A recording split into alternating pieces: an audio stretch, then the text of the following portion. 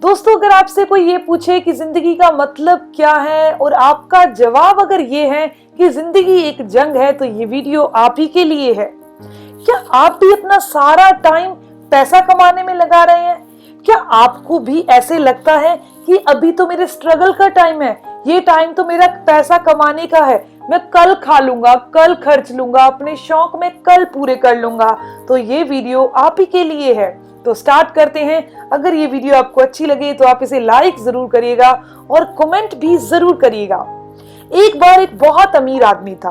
वो अपना सारा टाइम पैसा कमाने में लगा रहा था और उसने इतनी सारी धन संपत्ति इकट्ठा कर ली थी, वो कुछ भी चाहे खरीद सकता था।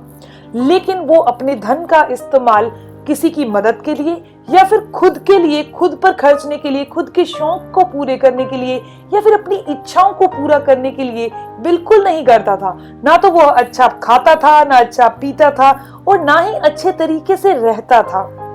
पैसा कमाते कमाते कमाते कमाते बुढ़ापा आ गया और आखिर वो दिन आ गया जब उसकी जिंदगी का आखिरी दिन था, यानी मृत्यु उसके दरवाजे पर आ गई उसको लेने के लिए। मृत्यु ने उसे कहा कि चल चले, तेरे जाने का टाइम आ गया।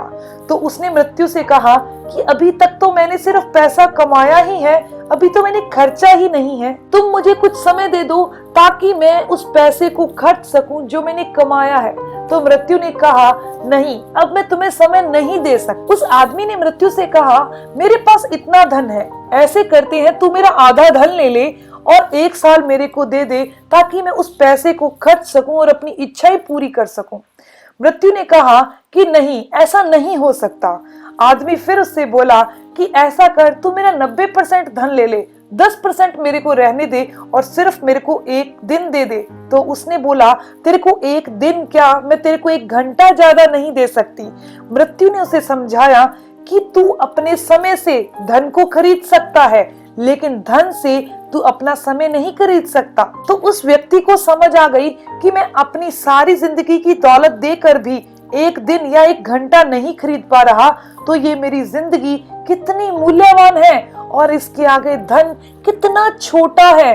हम सारी चिंता उस धन को कमाने पर लगा देते हैं, सारी जिंदगी उस धन को कमाने में बिता देते हैं, लेकिन जिंदगी का मूल्य बहुत बड़ा है और पैसा बहुत छोटा है। ये कोई नहीं कह रहा कि पैसा कुछ भी नहीं है, पर पैसा आपकी जिंदगी से बड़ा भी नहीं है। यह कहानी हमारी जिंदगी से ही जुड़ी हुई है। हम सारी जिंदगी ऐसे ही दौड़ते रहते हैं। एक दिन जिंदगी में जिएंगे, भविष्य में कोई आराम करेंगे, एक दिन मैं वो काम करूंगा।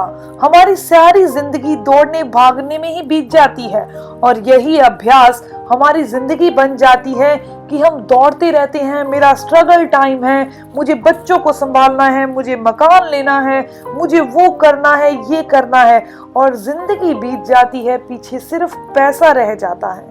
इसीलिए फ्रेंड्स, पैसे के पीछे इतना मत भागो कि पैसा तो रह जाए लेकिन जिंदगी नहीं बचे उस पैसे को खर्चने के लिए। अब मैं आपको बताने जा रही हूँ दूसरी कहानी। महाभारत के समय में महाराजा युधिष्ठिर बहुत बड़े धर्मात्मा थे। जो कोई भी उनके पास मांगने आता था वो उनकी इच्छा जरूर पूरी करते थे।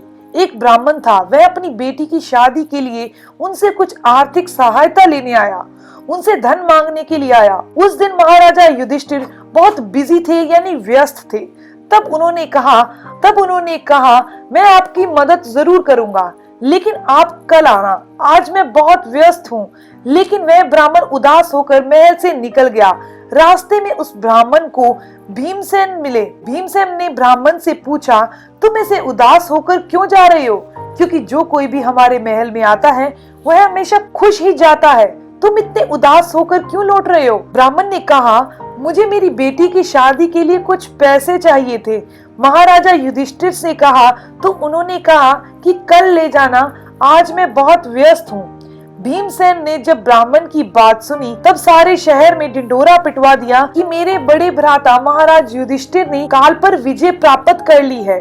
थोड़ी देर में यह बात महाराजा युधिष्ठिर को भी पता चल गई तो उन्होंने भीमसेन को बुलवाकर पूछा, तुमने सारे शहर में यह ढिंढोरा क्यों पिटवाया है कि मैंने काल पर विजय प्राप्त कर ली है? ऐसी अफवाह क्यों फैला रहे हो? तब भीमसेन ने कहा, आपसे एक ब्राह्मण सहायता मांगने के लिए आया था, लेकिन आपने उसे कहा कि कल आना।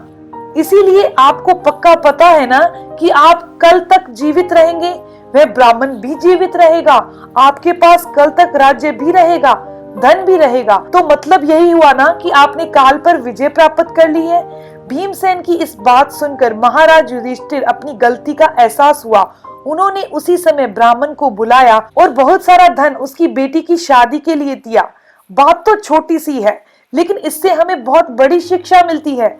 जिंदगी के जो भी जरूरी काम है उन्हें आज कर लीजिए, कल पर नहीं छोड़िए। आज का दिन आपके लिए बहुत खास है, क्योंकि जरूरी नहीं है कि हर इंसान ये दिन देख पा रहा है, क्योंकि कुछ लोग ऐसे होंगे जो रात को सोए होंगे और सुबह नहीं उठे होंगे। तो इसीलिए आज करके जिए। आज आपको भगवान ने ये दिन दिया है, उसका थैंक यू करें और अपने दिन की शुरुआत करें।